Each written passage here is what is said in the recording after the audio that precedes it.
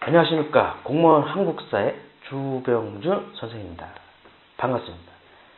자, 이번 강의는 16강이죠. 네, 16강입니다. 출제 순위 43위 고려의 대외관계부터 하겠습니다.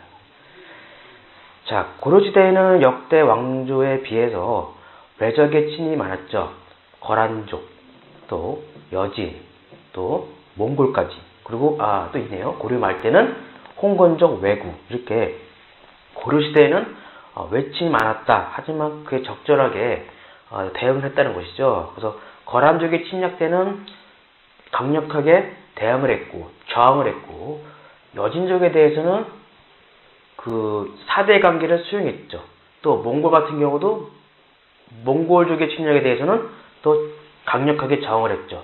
이것은 당시 그 시대마다 지배층들의 어떤 성격이 달라진 거예요.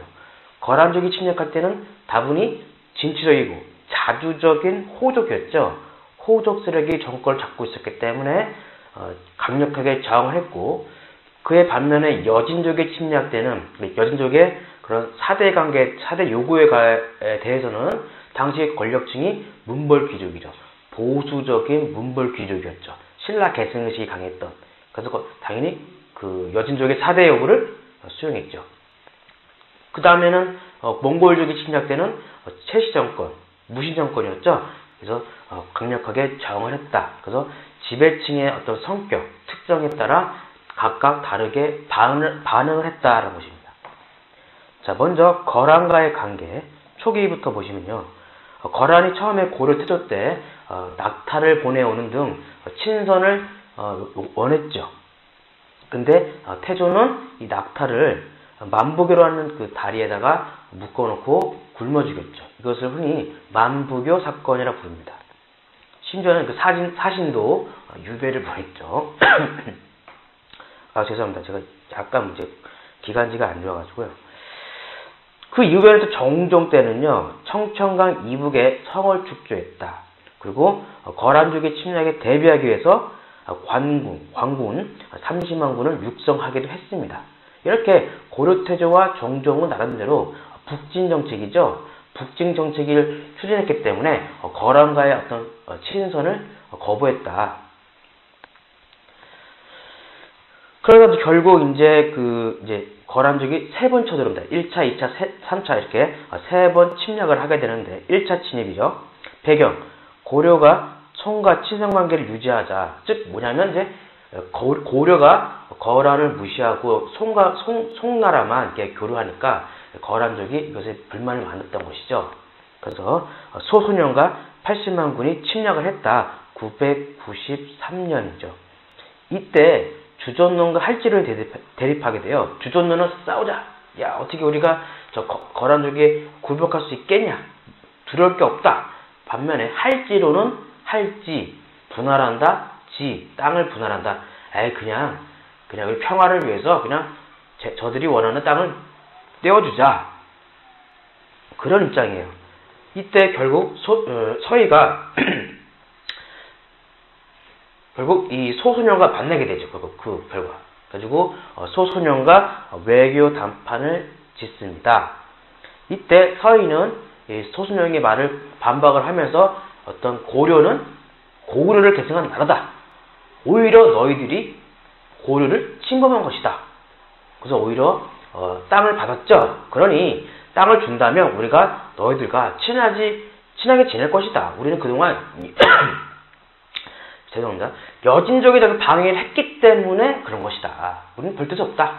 그래서 땅을 준다면, 압록강 동쪽에 땅을 준다면, 땅을 인정해 준다면, 우리가 계속 앞으로도 너희가 거란과 교류하겠다라고 합니다.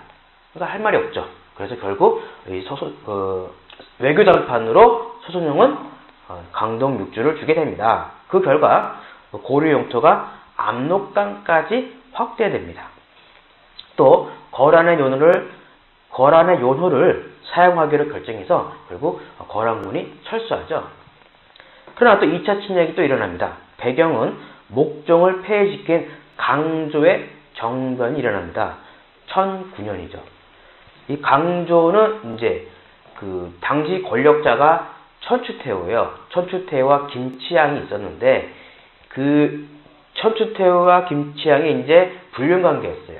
근데 이 김치향이 자기 그 천추태후와 사이다한 아들을 왕으로 세우려고 하자 이 강조가 천추태후와 그 김치향에 반발해서 이렇게 반란을 일으킨 거죠, 사실은. 그러면서 목정을 폐해시키고 현종을 옹립했던 사건을 우리가 강조의 정변이라고 부릅니다. 이것을 구실로 거란이 2차 침략을 하게 된 것이죠. 그래서 친이 거란의 황제 성종이 친이 40만 군을 이끌고 침략을 합니다. 1010년이네요. 이때 현종이 거란의 하친을 요청하면서 나주로 피신했다. 아주 큰 사건이죠. 왕이 피신할 정도면은 아주 큰 사건입니다. 이때 양규가 곽주에서 거란군을 섬멸하고 거란군은 개경에 침략해서 종묘, 궁궐, 민가를 방어하고 퇴각했다.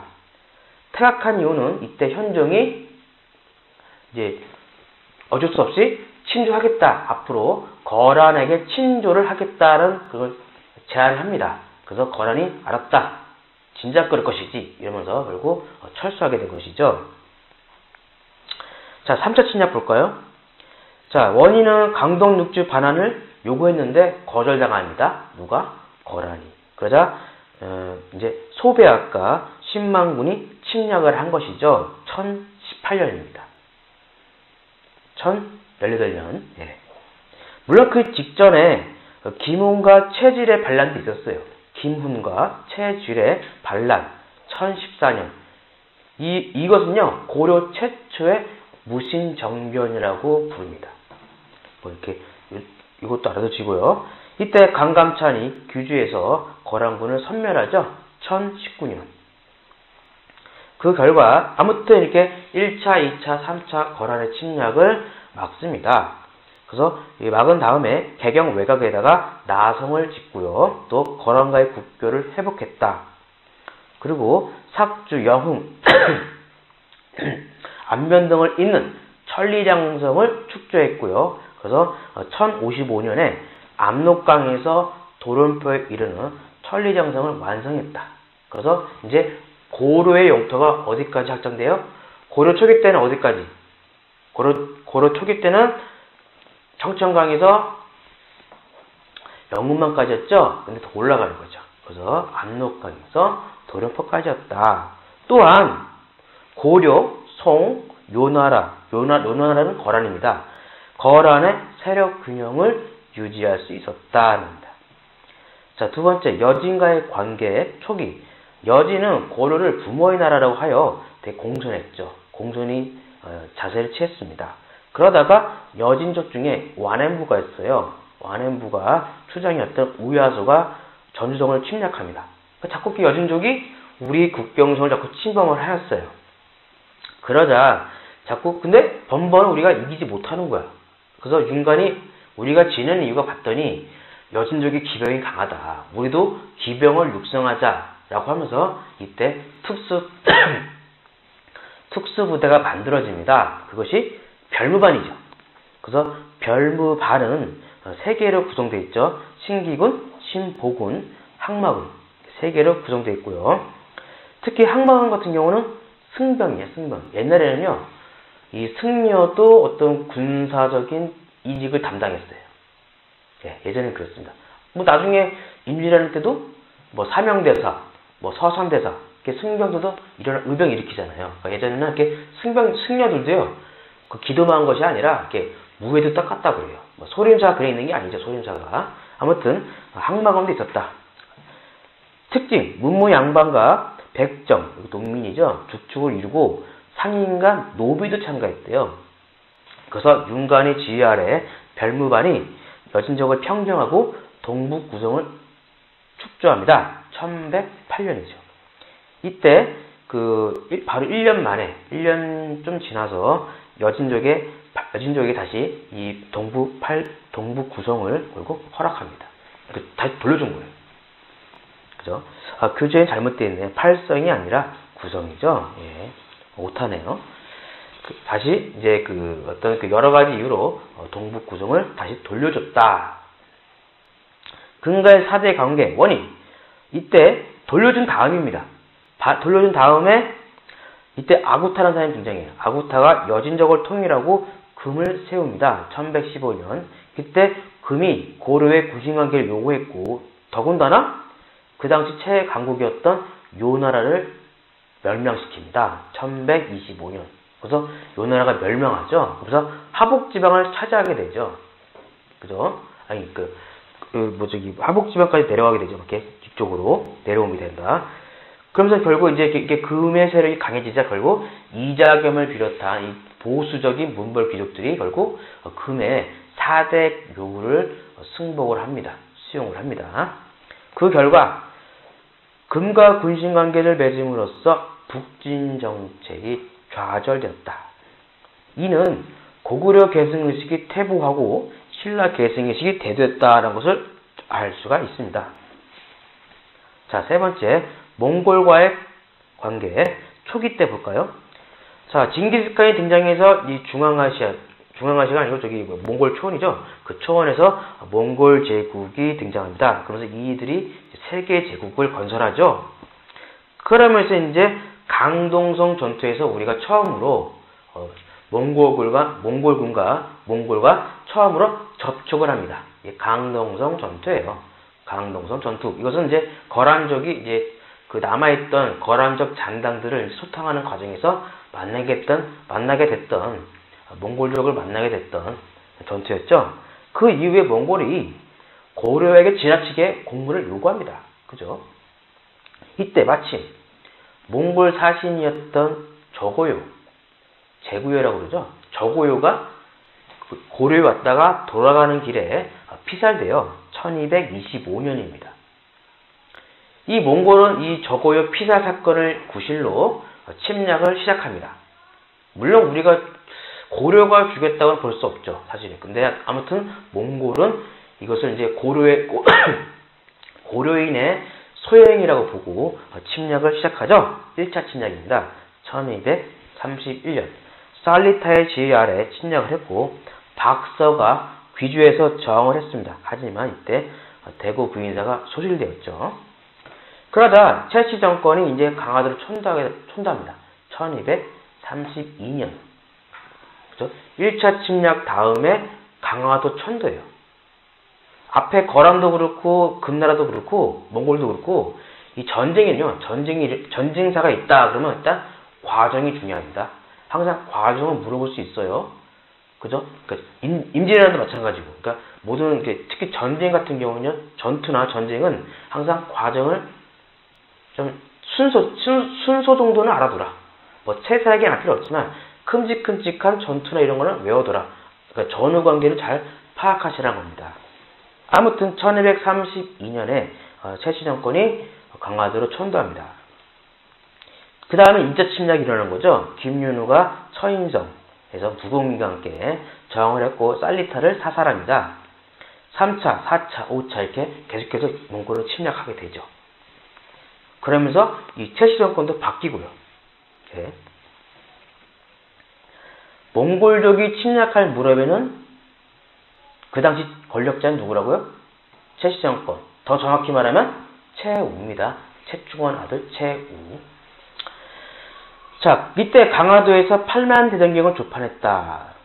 황룡사 구축 목탑이 소실되었다. 그렇죠. 그것만이 아니죠. 초조 대장경, 속장경도 소실되었죠. 왜? 대구 부인사가 불타버렸잖아요. 이때 몽골이 영흥에 쌍성 총관부를 설치했다. 결과 원종이 몽골과 강화를 체결합니다. 1270년. 그렇게 될 수 있던 원인이 뭐냐면 이때 무신 정권이 끝나거든요. 그래서 다시 개경으로 한도하게 됐다. 그러나 끝까지 장악했던 세력이 있었죠. 누굽니까? 삼별초입니다. 삼별초 중요합니다. 삼별초. 자, 삼별초가 원래 뭐죠? 그렇죠. 원래 삼별초는 최씨 정권의 군사적 조직이죠. 최우가 원래는 야별초를 만들었죠. 자기 신변을 보호할 목적으로 야별초를 만들고 나서 그 뒤에 야별초를 좌별초, 우별초 이렇게 만들었고, 또 몽골의 포로였던 사람들을 다시 불러 모아서 신의군을 만들죠. 총 몇 개예요? 3개입니다. 그 삼별초를 구성했다. 삼별초, 별, 특별히, 초, 뽑았다. 입니다. 자, 고려 정부가 고려 정부가 몽골에 항복을 했죠. 그러자 삼별초 해산령을 공포합니다. 하지만 배정손이 승하 후 온을 고려왕으로 옹립을 했고요. 또 진도로 이동했습니다. 그러면서 이 진도로 이동하면서 이 전라도나 경상도 쪽, 남해안, 서해안 쪽에 해안가를 자꾸 공략을 하죠. 그러면서 일본에게 고려 첩장을 보냅니다. 우리 같이 연합하자. 함께 같이 고려에, 이제 몽골에 저항하자, 싸우자 하는 고려 첩장을 보내기도 합니다. 그 다음에 또 제주도로 이동합니다. 예.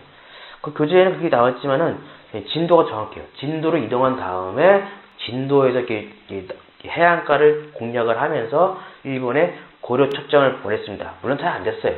그리고 그 다음에 제주도로 옮기면서 김통종이 이제 이끌었죠. 그러나 결국 고려와 몽골의 연합군에 의해서 진압당합니다. 1273년이죠. 아무튼 삼별초는 실패를 했지만 고려인의 자주적 의식을 보여줍니다. 자, 그럼 문제를 풀어보겠습니다.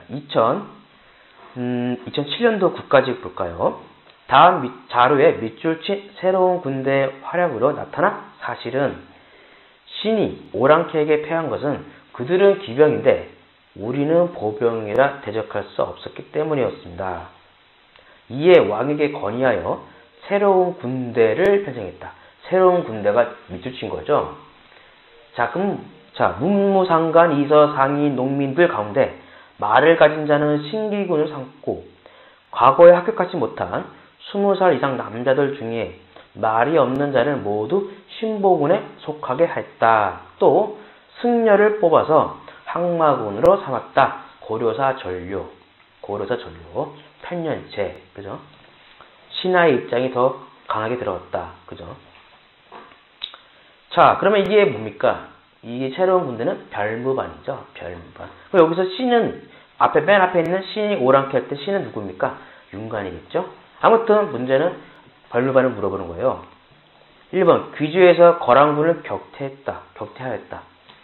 자, 이것은 강간찬이죠. 강간찬. 1119년 강간찬. 2번 강간찬은 문관이죠. 2번 개경까지 침입했던 홍건조를 격퇴했다.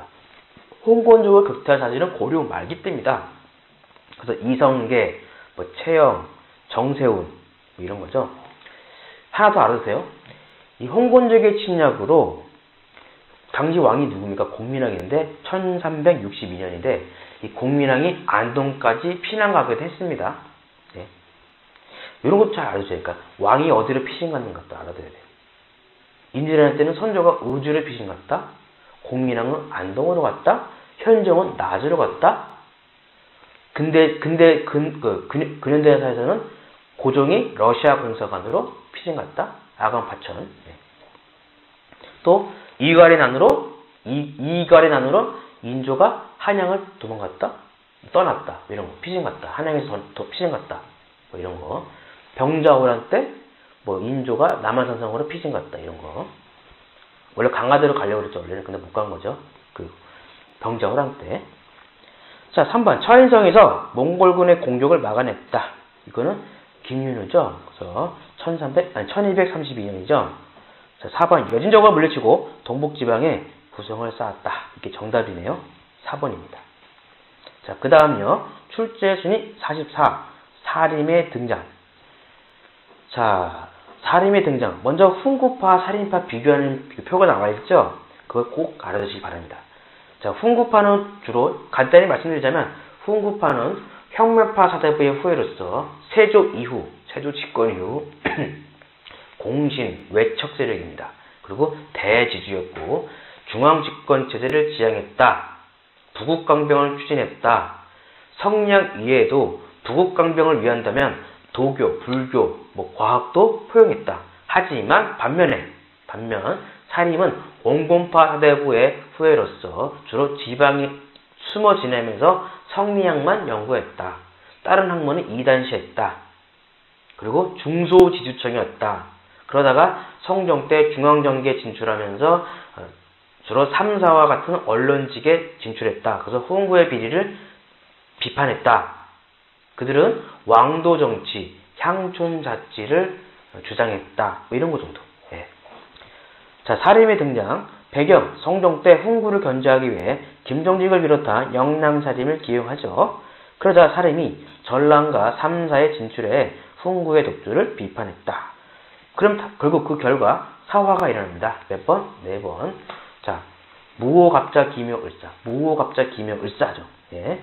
무오갑자는 연산군 때고 기묘사화는 중종. 을사사화는 명종 때죠. 자, 무오사화는 김종직의 조의제매 사건이죠. 원인은. 자, 그 결과 김일성을 비롯한 살인들을 제거했고, 갑자사화는 연산군 측근과 그 일부 후흥부의 갈등, 패배 유지 사건입니다. 근데 사실은 이 갑자사화는요, 연산군이 직접 주도한 겁니다. 그래서 역대 어느 사화 중에서 가장 피해가 컸습니다. 가장 대규모적이었습니다. 그래서 이때는 후흥부파도 피해를 봤어요. 예. 그래서 이 갑자사화를 계기로 연산군은 완전 권력이 더 강해집니다. 물론 2년 뒤에 중종 반정으로 쫓겨나지만요. 기묘사화는 조광조의 개혁에 따른 어떤 그 문제를 일어난 것이죠. 그죠? 그래서 결과 조광조, 김식 등 사림이 제거당했다. 자, 을사사화는 대윤과 소윤의 대립입니다. 대윤은 윤임, 소윤은 윤원영인데 둘 다 외척이에요. 윤임은 인종의 외척, 외숙부죠. 그 윤원영은 명정의 숙부죠. 그래서 둘 다 외척인데 이때 또 살인파도 피해를 입었습니다. 결과 중앙정계에서 추출됐다. 누가? 사림이 중앙정계에서 추출돼서 향약, 서원, 유양서를 기반으로 향촌 지배력을 강화했다. 자, 여기서 정리하자면, 자, 사화는 4번이랍니다. 그죠? 무오갑자, 기묘을사. 특히 무오사화는요, 이 사화가 사자가 선비사자예요. 선비가 화를 입었다. 근데 이 무오사화는 무슨 일 때문에 일어난 거예요? 원인은. 그쵸? 김종직의 그 조의제문, 사초 문제죠, 사초. 그 실력이 쓴 사초 있잖아요. 사초, 역사사자. 그 사초 문제 일어났기 때문에 그 어떤 사람들은 이 무오사화를요, 무오사화가 사자가 선비사자가 아니라 역사사자로 보는 사람도 있어요. 그렇게 부르기도 합니다. 자, 갑자사화, 을사사화는 훈구파도 피해를 입었다. 이것도 알아두시고. 예. 자, 조광조의 개혁. 훈구파의 독단과 비리를 비판하고 의리와 명분론에 의한 왕도 정치를 추구했다. 도학 정치, 왕도 정치 주장했고요. 불교나 도교와 관련된 종교 행사를 배격했다. 혈량과 시식, 지방의 인재를 추천으로 선발하는 것이죠. 이는 신진 사림에게 유리한 제도였습니다. 소교서 폐지, 향약과 소학 보급, 박납 실형, 경영 강화, 이윤 삭제 주장. 이윤 삭제를 주장 때문에 이것 때문에 조광조가 제거당한 거죠. 이게 이윤 삭제 때문에 공신들을 없애자는 거잖아요. 이게. 조광조의 이런 왕조 정치 사상은 이익이 계승되고요. 서인 선조 때 영의정으로 추종되었다.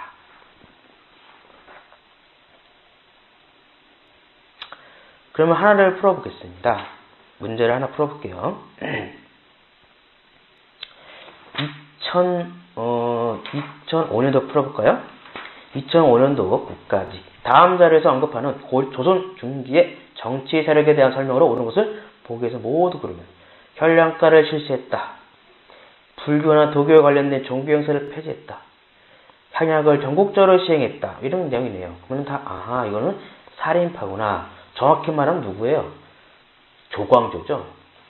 자, 기억, 보기, 기억. 3사에서 언론과 문안직을 담당했다. 그렇습니다. 니은, 도덕과 의리를 바탕으로 한 왕도 정치를 추구했다. 그렇죠. 디귿, 조선 초기 문물제도 정비에 기여했다. 이것은 훈구파입니다. 니은, 관악파의 학문을 개성하고 중앙집권 체제를 강조했다. 풍급합니다. 따라서 맞는 것은 기역과 니은. 자, 그 다음으로는요. 출제 순위 45위. 신라 종대 시기에 농민과 토지를 둘러싼 국왕과 귀족의 갈등이죠. 간단한 부분이네요. 자, 신라 중대입니다. 왕권이 강화된 시기죠. 자, 신라 상대 때는요. 통일 이전이죠. 귀족에게 노급을 지급했다. 이 노급이라는 것은 귀족의 특권이에요. 조세를 징수할 수도 있고 또 노동력을 징발할 수 있는 아주 특권입니다. 또 시급도 지급했어. 공신에게 시급을 지급하기도 했다. 그러다가 중대 시기에 오면은 토지 제도가 바뀌게 됩니다. 이 부분이 가장 중요한 부분이죠. 자, 신문왕 때 문무 관료전을 차등 있게 지급했다. 즉 쉽게 말해서 관료전 지급, 그 다음에 노급 폐지입니다. 자, 순서 먼저 알아두세요. 먼저 관료전 지급, 그 다음에 노급 폐지예요. 이 둘의 차이점 뭐냐? 관료전과 노급의 차이점. 관료전은 뭐만 가능하다? 그렇죠. 조세만 징수할 수 있다. 그만큼 노급에 비해서 귀족의 특권이 줄어들었다. 성덕왕 때는요, 농민에게 정전을 지급했다. 즉, 정전을 지급했다는 얘기는, 농민에게 정전을 지급했다. 그 얘기는 국가가 직접 농민을 통제하고 또 이를 바탕으로 농민에게 세금을 직접 걷는 것이죠. 즉, 귀족의 경제력을 약화시키는 겁니다.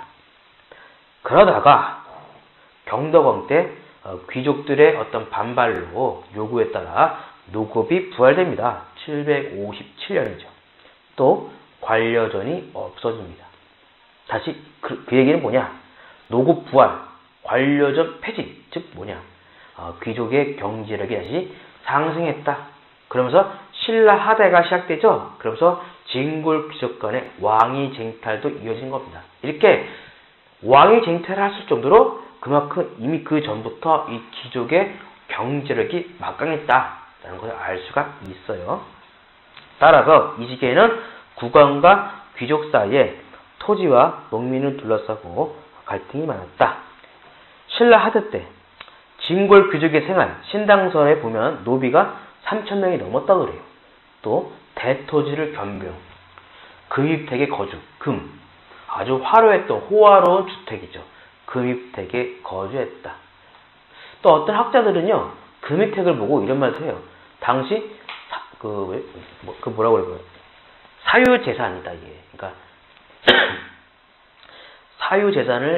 사유재산 제도를 가장 여실히 보여주는 게 금입택이다라고 보기도 합니다.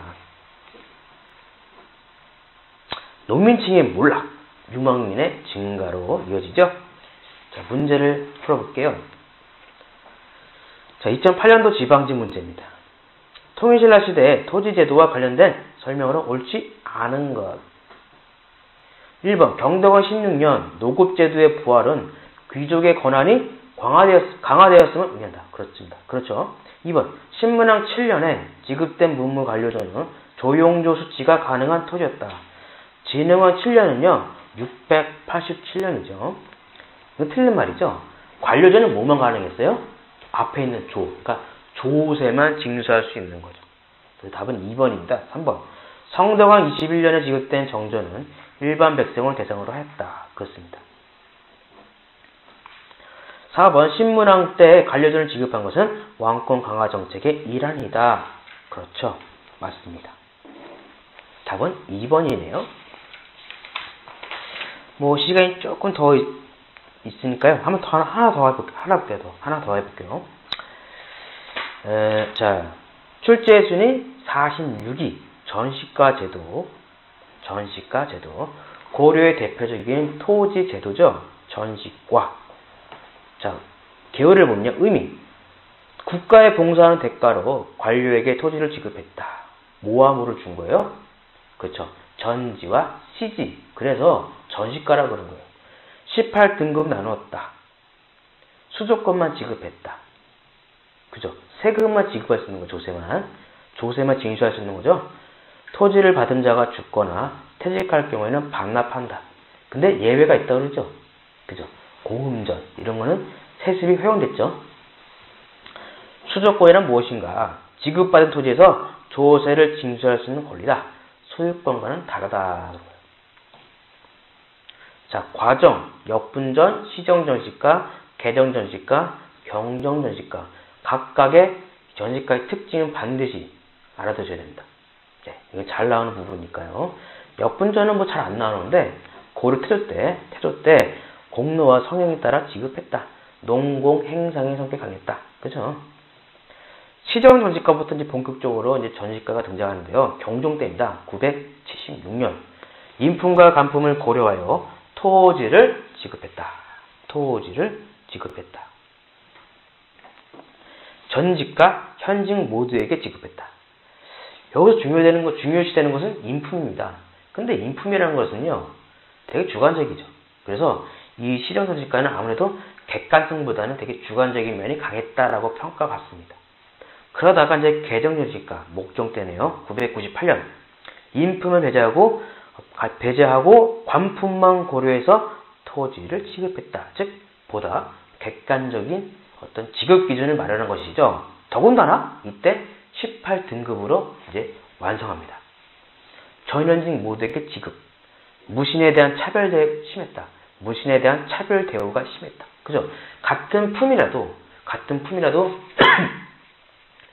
같은 동급이라도 문관에 비해 무관은 적게 받았다는 얘기예요. 시정 전시가보다 지급 액수가 줄어들었습니다.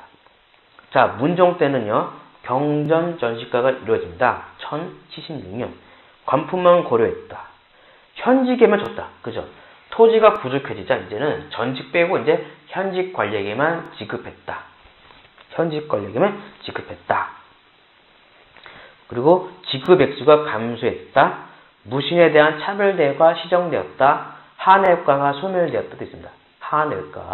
한외과가 소멸되었다. 또 산관, 산직도 제외했다. 그러니까 이 경정 전까지는 산직이든 한외과든 다 지급을 해줬어요. 뭐 양은 적지만. 근데 이 경정 전시가 때는요, 경정 때는요, 다 제외했습니다. 산직은 뭔지 아시죠? 그러니까 그 과거에 이제 관리는 관리인데 아직 벼슬이 없는, 그러니까 대기, 임시대기죠. 그러니까 임시직이죠, 임시직. 그런 사람들을 상관이라고 그래요. 자, 붕괴. 자, 문벌 귀족 세력이 토지를 겸비하거나 독점, 민전을 강탈했다. 고려시대에서는요, 민전이라고 그래요. 백성들의 토지를요. 통일신라 때는 정전이라고 그러죠. 무신 집권기에는 완전히 붕괴되어 녹과전을 지급했다. 녹과전 지급. 그래서 경기도 땅을 관리에게 지급한 거예요. 이건 일시적인 거죠. 후기. 권문세족이 대농장을 소유하고 경영하여 국가경제가 파탄나고 농민층이 몰락하죠. 그러다가 공양왕 때 1391년 과전법을 공포합니다.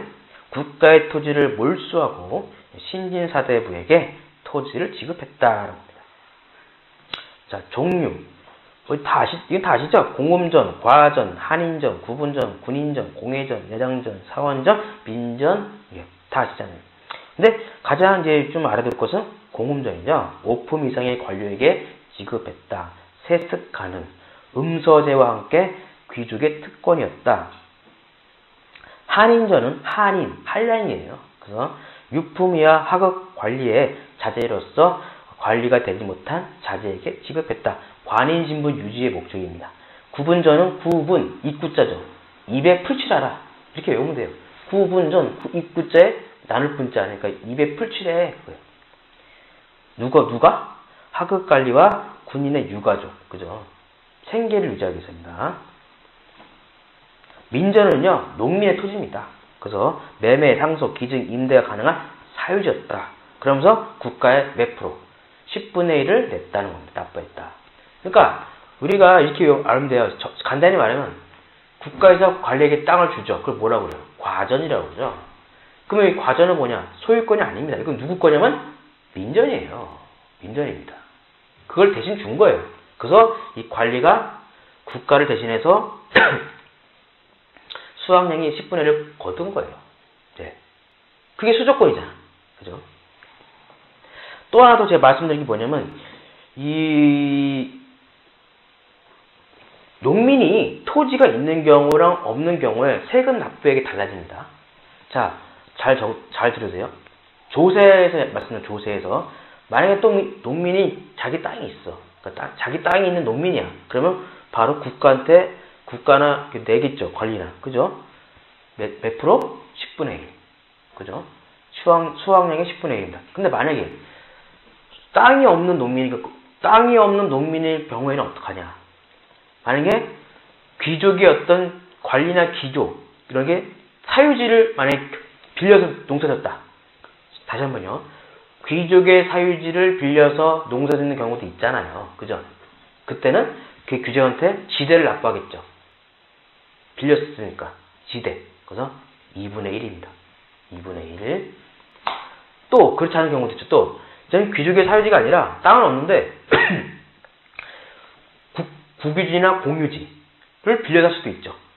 이때는 국가나 관청이 지주죠. 그렇죠. 귀족이 아니라. 그때는 4분의 1을 지대로 납부했다. 4분의 1. 아시겠어요? 네. 다시 한번. 자기 땅이 있을 때는 10분의 1. 귀족의 사유지를 빌려서 농사질 때는 절반, 2분의 1. 국공유지를 빌려서 할 때는 4분의 1. 이렇게 조세를 납부했다. 자, 2007년도 국가지적 문제 풀겠습니다. 고려시대 토지제도에 대한 설명으로 옳은 것은 1번 대정전시가의 과등별 토지 지급 액수는 시정전시가의 그것보다 많았다. 줄어들었습니다. 2번 하급 관료와 군인의 유가족에게는 한인전을 지급하여 생활 대책을 마련해줬다. 한인전이 아니라 입에 풀칠해라. 구분전이죠. 3번 민전은 매매, 상속, 증여가 가능한 사유지로서 양반은 물론 백정도 소유할 수 있었다. 그렇죠. 맞습니다. 답은 3번이네요. 4번 후삼국 통일의 태조는 통일 과정에서 공을 세운 사람에게 구분전이라는 토지를 나눠줬다. 구분전이 아니라 역분전. 답은 3번입니다. 자, 16강은 이렇게 좀 시간이 많이 걸려가지고요. 여기서 끝내도록 하겠습니다. 이해가 되셨나요? 네. 저는 다음 강의 17강에서 찾아뵙겠습니다. 고맙습니다. 더 많은 자료를 원하신다면 오릭히스토리.com 클릭 right now.